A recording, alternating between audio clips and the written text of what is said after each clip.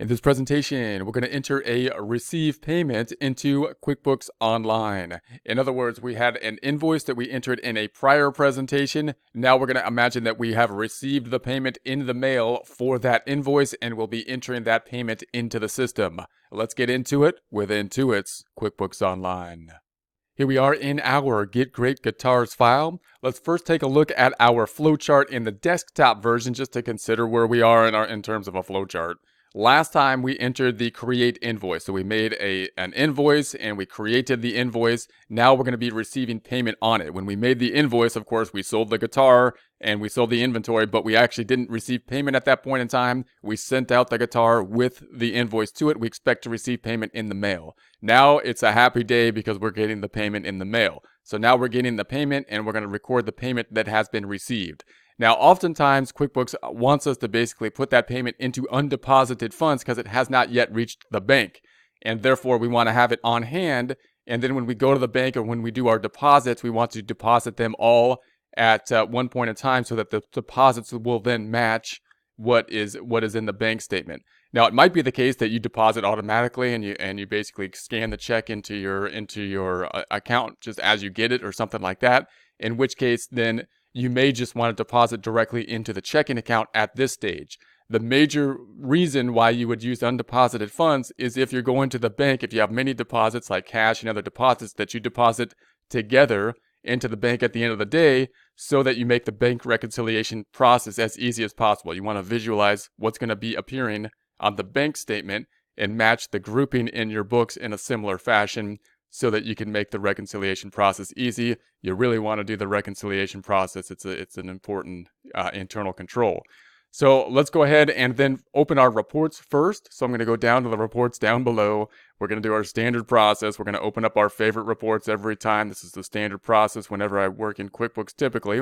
We're going to open up the balance sheet. And then we're going to change the dates up top. We're going to be changing the dates from 01/01/20 to 12/31/20. We're going to run that report.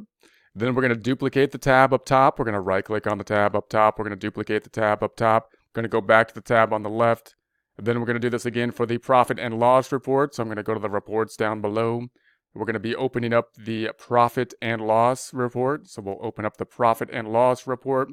We're going to change the dates up top once again in the P&L profit and loss income statement type report to 01/01/20, 12/31/20. Run that report. Then we'll duplicate that report, right-clicking on the tab up top so that we can duplicate that report. Then we're going to go back to the tab on the left again, and we're going to run another report. That's going to be the Trustee trial balance, which I'm recommending to get used to using. It's a nice report to have. It's very trusty as a trial balance. So it's the Trustee trial balance. So I'm going to I started typing Trustee. It's not actually called Trustee, it's just the trial balance, but I like to call it Trustee trial balance. Then we're going to change the dates up top from 01/01/20 to 12/31/20. Then we're going to run that report. Then I'm going to copy the tab up top. I'm going to right click on the tab up top and duplicate that tab. So now we have our three reports that are going to be there. If we consider what's going to be happening in terms of, let's say, the balance sheet, what's going to happen when we enter a sales receipt, the kind of second step in our cycle for the sales cycle. We had something in accounts receivable. People owe us money in accounts receivable. They're now going to pay us that money, and therefore the accounts receivable is going to go down. AR accounts receivable is going to go down.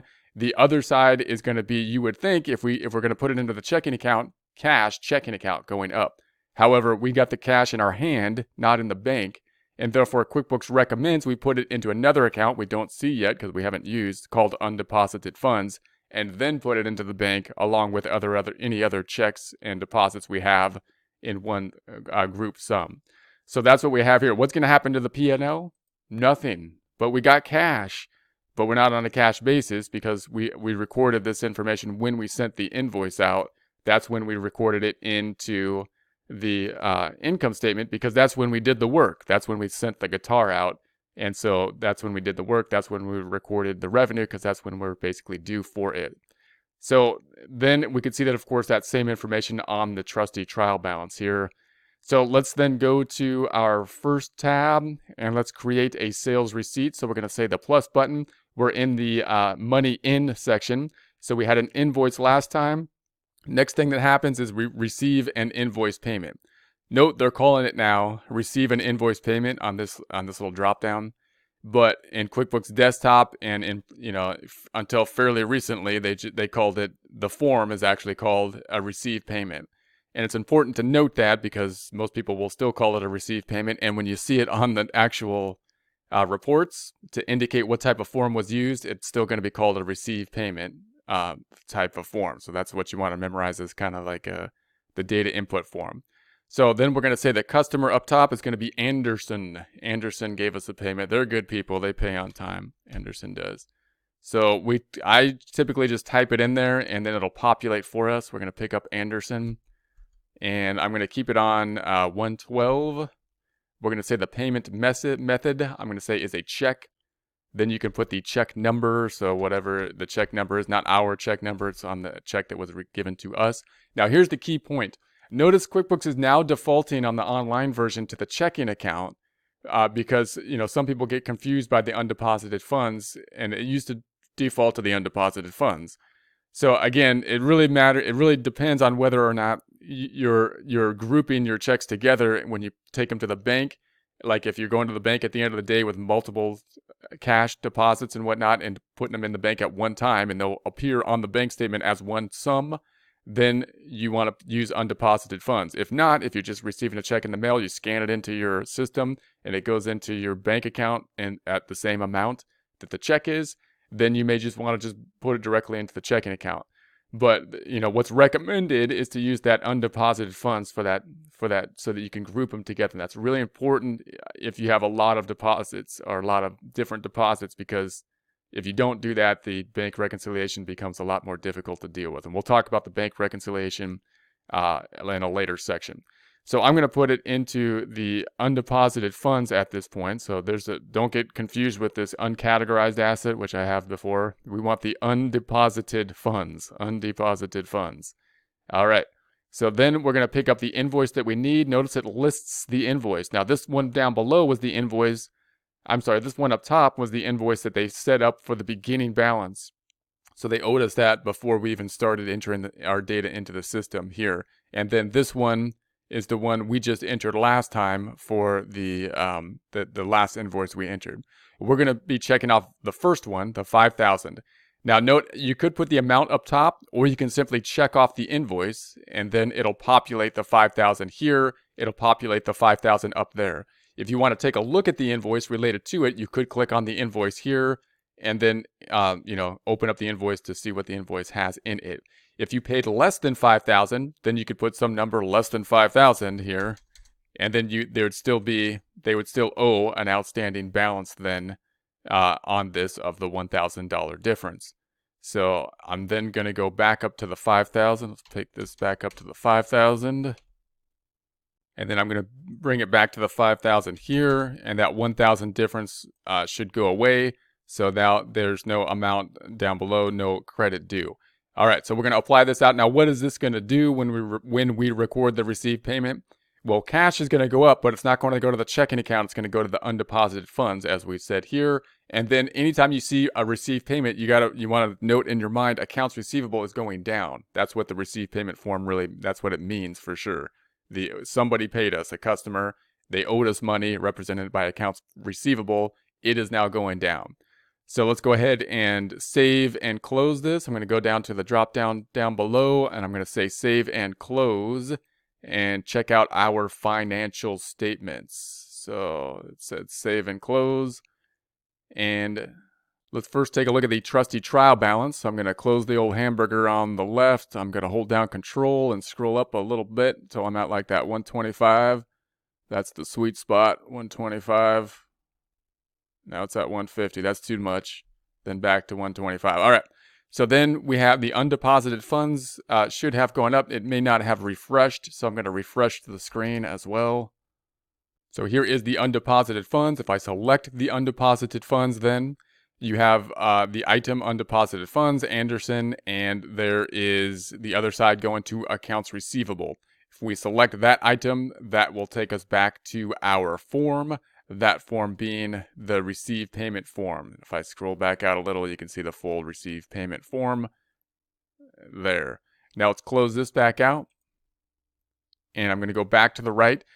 Just note in this form, they're now calling this type of form just simply a payment. So they called it a payment down here. So the form type. So whenever you see the payment down here, you're going to say, okay, they have payment here, and that means the actual form name is called receive payment. And if you go into the first tab and you look in here, well, what form is it here? It's called receive invoice payment. So those three, what they're trying to do is make this drop down. Why is that? Why do they have three different names for the same form, you might ask? My guess here, to that would be they're trying to make this drop down as easy to see as possible without the flow chart. The flow chart would be easier to see, but it's in order. You have an invoice, and then you're going to receive invoice payment. But that's a really long kind of thing that they have right here. It's trying to be very descriptive, but it's kind of long. When you look at the report over here, when you look at the actual form, it's been called receive payment for, a long time. So that form they didn't change. They left the form the same as it's been, all the way past. QuickBooks Desktop uses that terminology too. And then when they go to this one, they were using receive payment, but they probably said, hey, we need something really short here. So we'll just call it payment. But so now you gotta kind of memorize the three names for that particular form as you see them in the three different locations. All right, go back up top. We're going to go back up top. And then the other side is going to be going to accounts receivable. So if I go into accounts receivable then we see that we have this payment. There's the payment for Anderson, and that's going to be bringing down the accounts receivable. They owed us money. They paid us. Now the AR is going down. So then if I go back up top and we scroll back over, we also have the supporting documentation for the accounts receivable, because this is who owes us the money. We also want to know, the detail of the detailed report. So if I go back to the first tab and we go to the reports down below, and I'm going to scroll out a little bit so we can see this. And we're going to go to the who owes us money down here. So we got the business overview, who owes you. We want the customer balance detail. So I'm going to look at the customer balance detail report. And then we'll scroll back up top. I'll do a custom date. I'd like a custom date as of 12/31/20. And then I'm going to run that report. And then we see Anderson up top. So here is Anderson. And note, they're not showing us the full detail, the invoice and then the received payment. They're only showing us the detail of what is still in the accounts receivable. So we have one invoice left because the other invoice was basically cleared off. We can also go down here to the sales item. So if we go to the sales tab on the left, and then we go to the customers, into the customers, and then we scroll down and we see the detail for Anderson. Here's Anderson. And if I was to select Anderson to get more detail on that particular customer and scroll back down, we're going to see basically the information related to Anderson here, which includes the form types and the transaction dates. And so this could be a useful screen to kind of manage your information as well. So you have the invoice, you have the payment, and then this invoice is still open. And you can see that you can go to the receive payment directly from this screen if you wanted to. If you wanted to go manage your invoices in this way, look at the open invoices here, and then basically go to your receive payment and see the invoices that are still open in this format. If I was to open this invoice, notice it's indicated as paid now because we had the receive payment on it. If I open this invoice, it will give us an indication of that. So you can see this invoice on the top right now says paid, and it says one payment made of that $5,000. And if you were to select that, here's the more detail on it. If I was to select this information, it's going to go to that receive payment. So if I close this back out, then this is a nice little screen to manage, who owes you money. If you go to the sales tab and you go to the customers tab up top, then you've got the customer balances lined up for you. You can sort by the company name. You can sort by the open balance over here. So you might say, hey, I want to sort by open balance.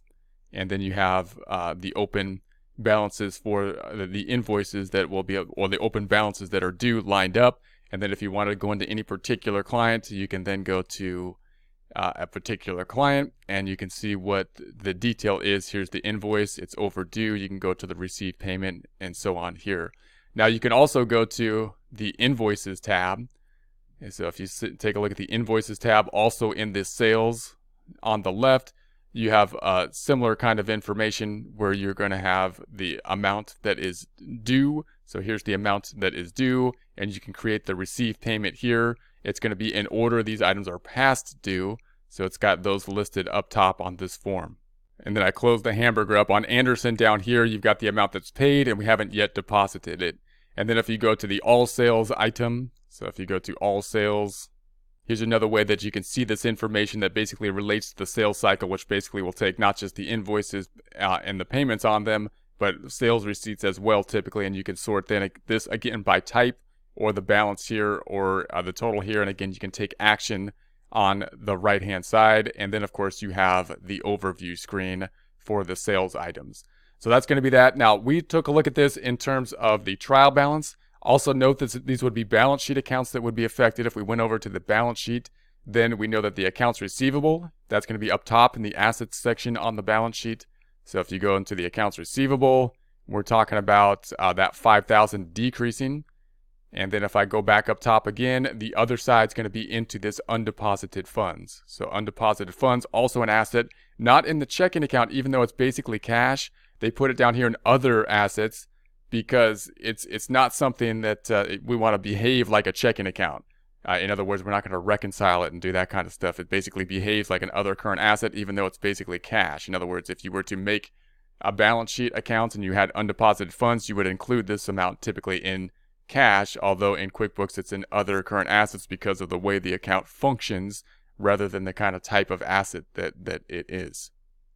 Is there any impact on the P&L, profit and loss from that received payment? Again, no, because we already recorded the income going up when we made the invoice.